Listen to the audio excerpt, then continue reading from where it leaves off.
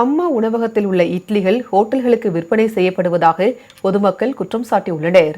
தூத்துக்குடி மாவட்டம் கோவில்பட்டி நகராட்சி அலுவலகம் அருகில் அம்மா உணவகம் செயல்பட்டு வருகிறது. இந்த உணவகத்தில் கட்டிட தொழிலாளர்கள், முதியவர்கள், பள்ளி கல்லூரி செல்லும் மாணவர்கள் என நாள்தோறும் ஏராளமானோர் உணவருந்தி வருகின்றனர்.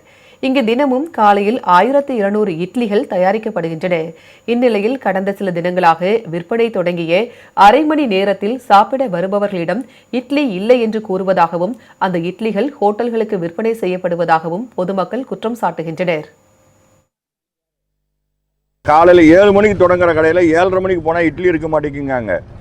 இதை நம்பி தான் ஸ்கூல் பிள்ளைங்க வராங்க. ₹1 இட்லி கொடுக்காங்க. இதை வாங்குறதுக்கு கூட வரல. என்னன்னு கேட்டால் 1200 இட்லி காலையில் 7 மணிலேருந்து 7:30க்குள்ளே விற்றுறதுங்க. பார்சல் வாங்கினாலும் கிடையாதுனாலும் ஒரு 50, 100ன்னு வாங்கிட்டு போகிறாங்க. இங்கே ₹1 வாங்கி வெளியே ₹10 விற்காங்க கடைகளில். இது அவங்க லாபம் பார்க்குறதுக்கு வைக்கல. பொதுமக்கள் பயனுள்ளதுக்காக அரசு மானியம் கொடுத்து அது ₹1 விற்க சொன்னால் இவங்க லாபம் பார்க்காங்களே தவிர இதை எவ்வளோக்கு விற்காங்கன்னு கூட தெரியல. பில் இல்லாமல் கொடுத்துக்கிட்டு இருக்காங்க.